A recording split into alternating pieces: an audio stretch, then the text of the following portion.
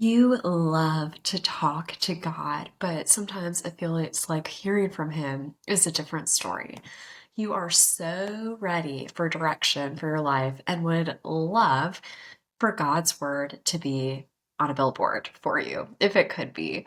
Or if an airplane flew past you with a banner that outlined God's will for your life, you'd think, sign me up.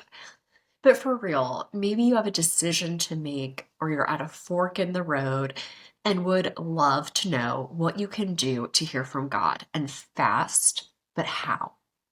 Hey, I'm Alexandra Cabell. I'm a certified professional coach and the founder of Grace-Based Christian Coaching, where I serve ambitious women in leadership who are struggling with limiting beliefs and overwhelm and support them in creating a more intentional and Christ-centered life.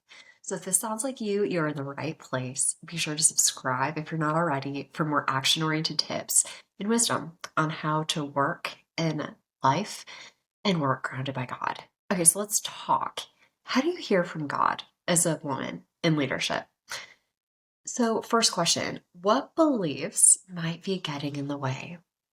Perhaps you're thinking this is going to go on forever. I'm doing something wrong. Like what's wrong with me? Or maybe I never hear from him. When you're saying the words never or always, just remind yourself that those are lies from the enemy and not good territory. That's when it's like the wake up call. Let me pull myself out of this. Better yet, right? Like let the Lord pull yourself out of it. And ask yourself as well, what practically is getting in the way of hearing from God? Um, Meant to come up from a place of conviction, right? Because we all have been there and are working to get better on this. But is it like, is your phone saying you're spending 2 hours a day on social media? Yet 2 hours, or I'm sorry, yet 2 minutes of quiet time with the Lord feels like a stretch if you're being honest. So perhaps think about it as an invitation. Like, what practices might I put into place to support the discipline of spending time with Him? Next, think about when you hear from God, how might your life look different or even feel different? Perhaps you would have more direction, more guidance. Perhaps you move more quickly because you're hearing from the creator of heaven and earth. And likely you'll be more confident in the actions you're taking because you know that they're God driven and God ordained. There's so much for you on the other side of this. Also, think about who do you become when you're confidently walking a path laid out by Jesus? It's literally life changing. One of my favorite new quotes is from the Follow to Lead podcast. It is with the That Sounds Fun Network by Annie F. Downs, and it was actually just featured as a guest on an episode. You got to go check that out if you haven't already. And they say this: if you're not dedicated to your disciplines, you'll be destroyed by your distractions. Again, if you're not dedicated to your disciplines, you'll be destroyed by your distractions. So think about this. What practices might you put into place? Maybe pair prayer or quiet at some point with every meal. Perhaps it looks like bookending your day with the Lord. Think about what you might put into place to make this even a little bit easier than it is now.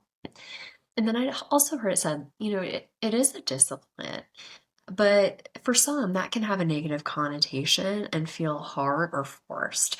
So, what if you thought about it as a devotion? And that sort of just changes the heart, the feel to it, which can be life giving and supportive for some.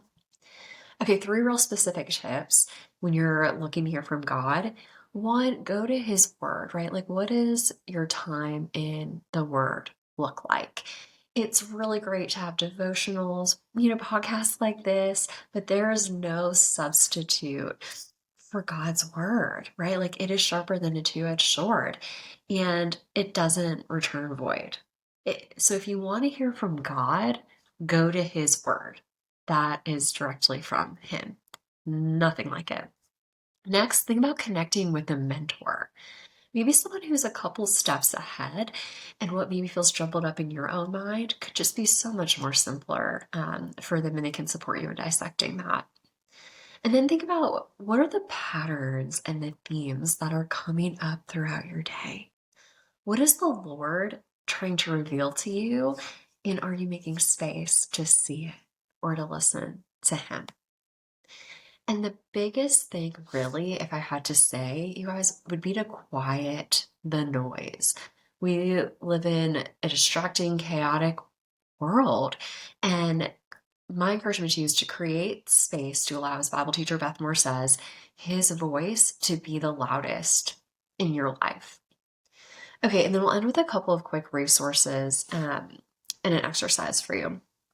One of the studies I did years ago, and it almost feels like more so of an academic one.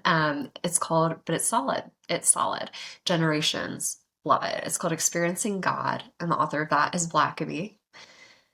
And another book is Discerning the Voice of God. You might enjoy as well. And then a really simple but profound exercise that I just went through with a spiritual formation group at my church. My pastor actually shared this with us, was to challenge yourself to listen without speaking. So we got paired up with someone else and we were challenged to share a highlight in our life and a challenging piece in our life. And you have to listen to the other person share. It was roughly, one was maybe like 3 minutes, one was 6, so maybe on average 5. And do this with someone. Like it is wildly challenging because they're sharing these powerful emotional instances with you and you take it in. And the point of this is to listen. Like, what is the Lord saying here? What is He speaking? You may be, so tempted to jump in, to intercede, to say something. But how do we really listen to the voice of the Lord and what He's calling us and encouraging us to say, to minister, whatnot? And it just do it, you guys. It is something else, and you're going to be thinking and showing up differently in your conversations as you seek to hear Him and truly share what He's laying on your heart. That's good stuff. So if you love this and want someone to support you just right where you are and the exact challenges that you're facing so that you can hear from God in the circumstances that you're walking, one-on-one coaching is for you. So if you're craving a more intentional and Christ-centered life and you want to be poured into in a way that works, go to gracebasechristiancoaching.com/coaching. And there you can learn more about our 2 signature coaching packages and how we can work together. What I would invite you to do once you're there is go ahead and apply to a clarity call, and we can see if faith-based coaching with grace-based Christian coaching is the best fit for you. Be sure to subscribe to the podcast on YouTube if you are not already, so that you can grow in God in your work and faith. And I'll see you next time.